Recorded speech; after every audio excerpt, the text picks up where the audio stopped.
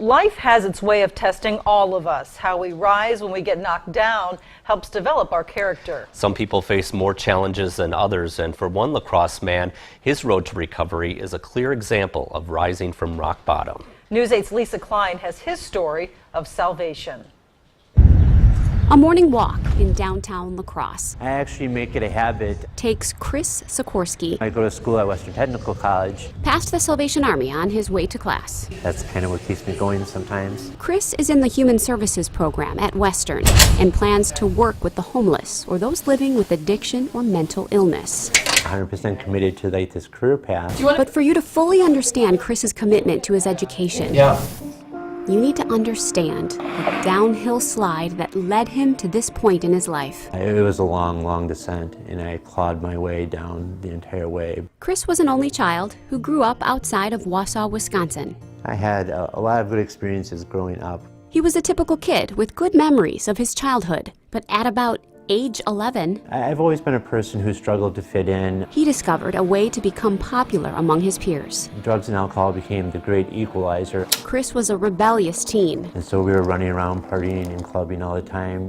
doing all these rave drugs, like ecstasy, ketamine, things like that. He remained a partier involved with drugs and alcohol into his mid-30s. I always think endurance has been one of my strong points. I managed to just keep on making do. In 2010, Chris's drug and alcohol use intensified. My capacity to hold things together just started diminishing. Realizing he had no resources left, Chris turned to the Salvation Army. We keep a cot in each of these. I brought all my mental health and my addiction problems into the Salvation Army with me. He OD'd several times while he was here. He had severe addiction problems.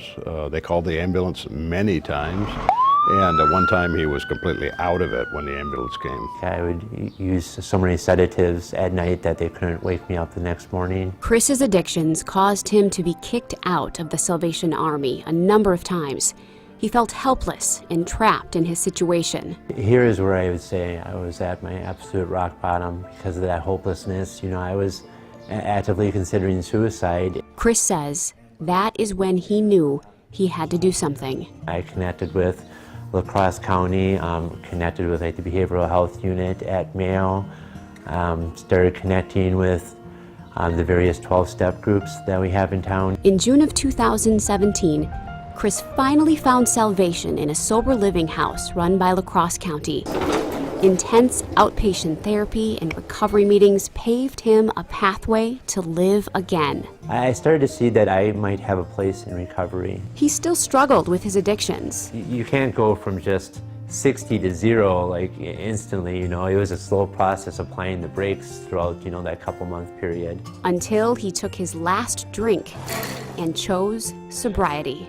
I still vividly remember the last time I used. It was July 6th of 2017.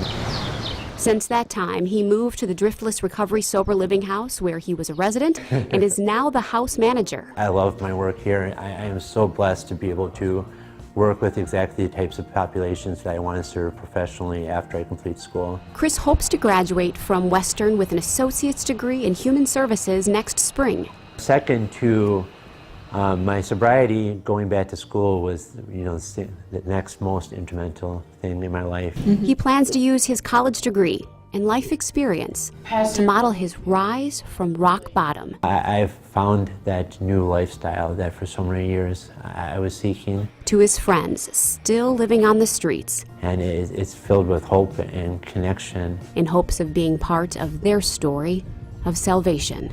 In La Crosse, Lisa Klein, News 8. Interesting story. And the Salvation Army is hosting their first Stories of Salvation. It's a lunch event tomorrow, and Chris Sikorsky will be speaking at that event to help educate the community on what the road to recovery might look like for some people struggling with addiction. The proceeds from the luncheon will benefit the Salvation Army of La Crosse County's emergency shelter program, which houses more than 600 men, women, and children every year.